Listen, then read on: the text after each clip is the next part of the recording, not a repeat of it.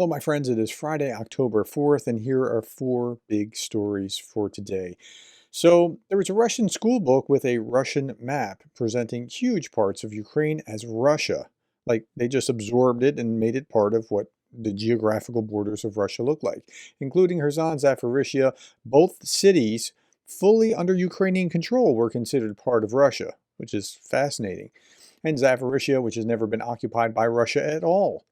This is Russia's minimal position for negotiations. And so you see the map. Here's Moscow, here's Kyiv, and look at this. This area right around here looks like part of Ukraine on the map that you see every day, but it's being absorbed as Russia as part of this textbook map of Russia.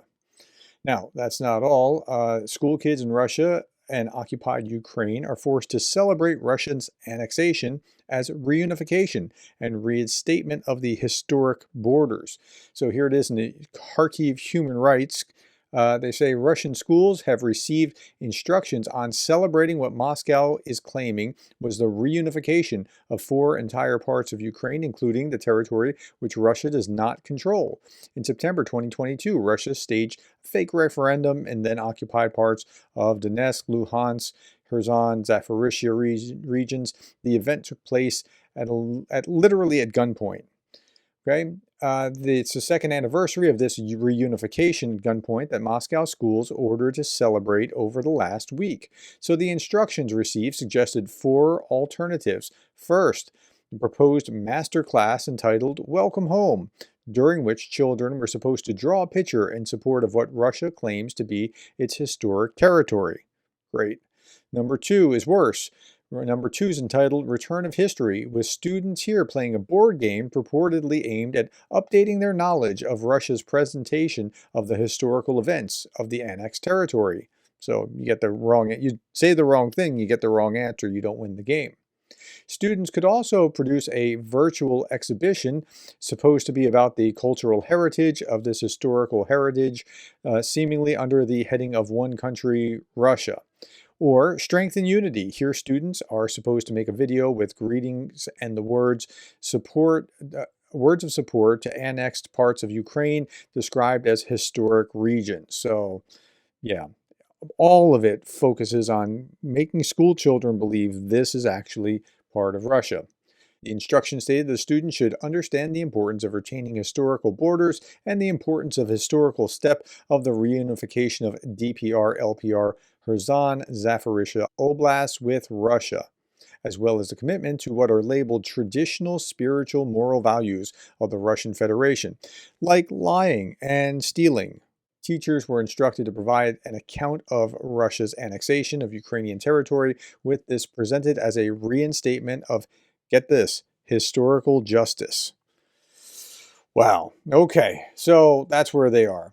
Big story number two. I saw this and I thought, certainly he won't, and then I looked it up and it was worse. UN Secretary General Guterres will come to Russia for the BRICS summit in Kazan, Russia, according to Russian media. So I looked it up. Well, UN Secretary General Guterres was actually at the BRICS summit last year when it was held in South Africa. Okay, so I get that.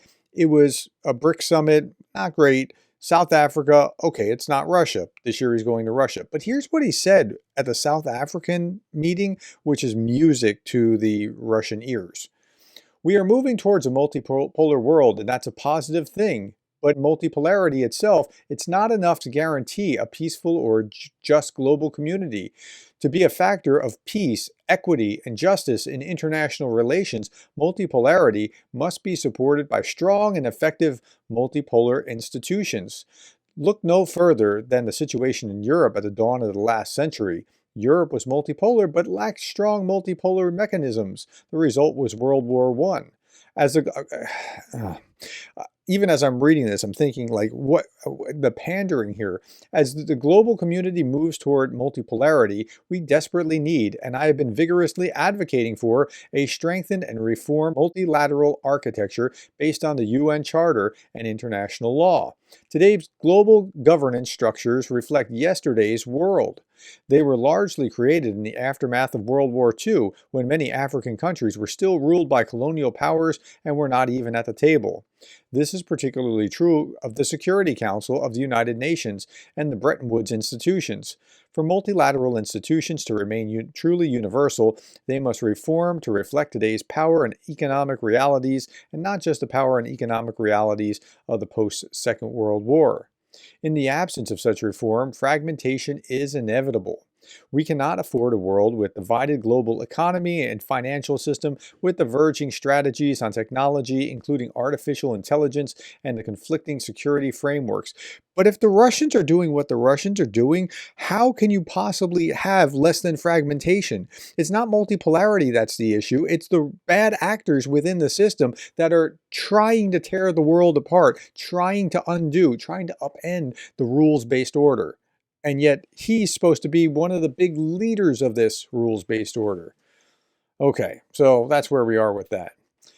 Big story number 3 is a two-part or two sides of this. Yesterday I talked about how Russia is economically, and the day before as well, Russia is economically struggling. And you can see that economic struggle in the factories. You can see that economic struggle in the rubles, in how the economy is not actually functioning well. You could see it in the birth rate and the incentives toward this. Okay, so here are two parts of that. Russia is so desperate for soldiers that it had to triple payments for soldiers in the area where weapons production is taking place. The army is basically hindering weapons production by grabbing people who are making weapons and making them soldiers. And then they have to backfill this, and that's what I was talking about just recently. Russian industry has already lost 300,000 people after partial mobilization. The new realities of recruiting contract soldiers are worsening the situation not only in peaceful industries, but also in the defense industry. Economists fear the depopulation of Russia. Well, the depopulation of Russia also leads to this. The State Duma has proposed introducing Childlessness Tax, similar to what was in effect in the USSR. So, if you don't have children, you're being taxed for not having children. Now, I have a large family. I believe kids are great, but I don't know that this is a good idea, but they need to do this because they need soldiers in 20 years. Okay, yes, I would like to introduce a tax on childlessness. Of course, they will beat me up for the idea, and how else? The liberals will be the first, with the whistle. I don't give a darn. That's how it is. What remains of a man in this life? If you were carried away feet first tomorrow, what is left? The first is the name. The second is the children. Everything else is of no interest to anyone. This is probably the main thing. If you are a real man, your family, which you left on this earth. Now, I agree that family is important, but to do it for this reason is a very different thing than the reason that I think that family is important.